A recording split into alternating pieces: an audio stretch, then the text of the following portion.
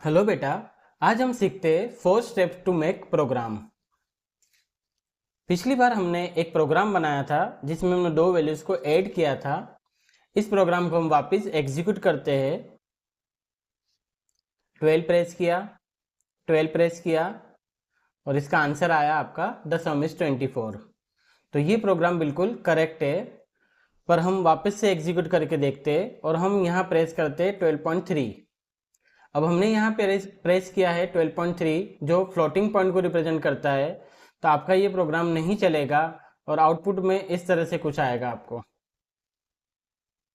तो चलिए हम देखते हैं 4 स्टेप्स प्रोग्राम्स को कैसे बनाया जाता है। तो फर्स्ट स्टेप आपकी जो है उसको कहा जाता है रिक्वायरमेंट एनालिसिस। आपके पास एक प्रॉब्लम आया है, write a program to enter 2 values and find sum. तो फर्स्ट आपने जो फेस है, इसका जो स्टेप है, 3 वेरिएबल लगेंगे। आपने ABC लिया, XYZ ले लीजिए, variable name can be anything, और आपने यहाँ लिया था इंटीजर।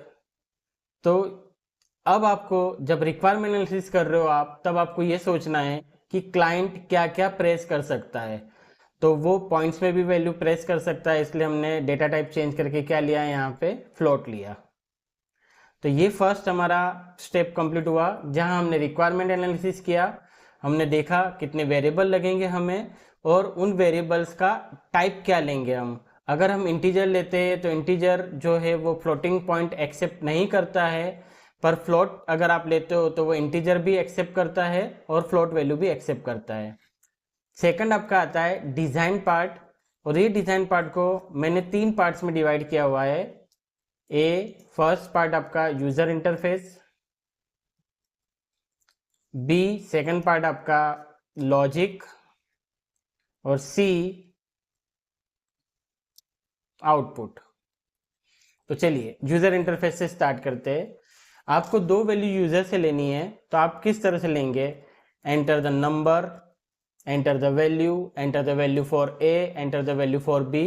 अब ये डिपेंड्स करता है डेवलपर पे कि वो यूजर इंटरफेस कैसे रख रहा है। तो आपने यहाँ लिखा enter the number, enter the number. आप ऐसा भी लिख सकते हो enter the first number, enter the second number. वो डिपेंड्स करता है डेवलपर पे। सेकंड आपका आता है लॉजिक। लॉजिक जो है वो आपको 2 वैल्यूज को ऐड करना है, तो आपका लॉजिक बनता है C इक्वल टू A+B। तो जब भी 2 वैल्यूज को ऐड करते हैं हम, दोनों वैल्यूज को ऐड करके किसी तीसरे वेरिएबल में असाइन करते हैं, तो हमारा लॉजिक हो गया C इक्वल टू A+B। और आउटपुट, आउटपुट भी डिपेंड करता है डेवलपर पे। अगर उनको ऐसा लिखना है आंसर इज, उनको लिखना है सम इज, उनको लिखना है वैल्यू ऑफ C इज, तो वो डिपेंड्स करता है डेवलपर पे, उस तरह से वो आउटपुट दे सकते हैं। तो देखते हैं थर्ड पार्ट। ये हमारा सेकंड पार्ट कंप्लीट हुआ। अब थर्ड पार्ट स्टार्ट करते हैं। थर्ड पार्ट आता है आपका इम्प्लीमेंटेशन, जिसको कहा जाता है कोडिंग। तो देखिए हमने यहाँ पे हमारा पूरा फ्लो क्लियर कर लिया है फर्स्ट और सेकंड स्टेप में। अगर आप बिगिनर है सी लैंग्वेज सीखने के लिए, तो आपको सबसे ज़्यादा मेहनत फर्स्ट और सेकंड पॉइंट्स के लिए ही करना है। फर्स्ट पॉइंट्स आपका रिक्वायरमेंट एनालिसिस है और सेकंड पार्ट आपका डिज़ाइन है। डिज़ाइन में 3 पार्ट्स और डिफाइन किए हुए, यूज़र इंटरफेस, लॉजिक और आपका आउटपुट। अगर ये पार्ट आपका कंप्लीट हो जाता है, देन फिर आपको जस्ट टाइप ही करना है, क्योंकि आप पूरा फ्लो क्लियर कर चुके हो। तो देखिए अब यहाँ पे हम ये पूरा program same as it is हमारे फ्लो के हिसाब से बनाते हैं। तो फर्स्ट हम यहाँ लेंगे float ABC, CLR printf, enter the number. मुझे नहीं चेक करना है कि मुझे यहाँ क्या लिखना है, क्योंकि मैं नीचे वहाँ पे पूरा फ्लो क्लियर कर चुका हूँ। %f %a, printf, enter the number, scanf, %f %b। हमारा लॉजिक क्या बोल रहा है? C equal to A+B। Output क्या देना है? printf some is %f c और रिटर्न 0। तो ये पार्ट हमारा हुआ इम्प्लीमेंटेशन पार्ट, जो हमने यहाँ पे थर्ड पार्ट में लिया है। और लास्ट पार्ट हमारा आता है फोर्थ पार्ट, जिसको कहा जाता है टेस्टिंग पार्ट। टेस्टिंग मतलब आपने फर्स्ट 3 वेरिएबल लिए, मतलब उसने ए बी और सी के लिए मेमोरी लोकेशन किया होगा। उसके बाद आपका स्टेप आता है CLR SCR, क्लियर स्क्रीन हो गया।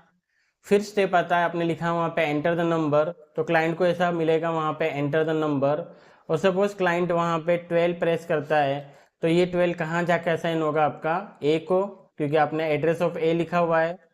सेकंड स्टेप में आपका आ रहा है एंटर द नंबर 12, वापिस आपका ये 12 कहाँ जाके असाइन होगा, यहाँ पे आपने लॉजिक लगा रखा है C इक्वल टू A+B, तो C इक्वल टू 12 + 12, आंसर आएगा 24। ये 24 कहाँ जाएगा, यहाँ जाके असाइन होगा।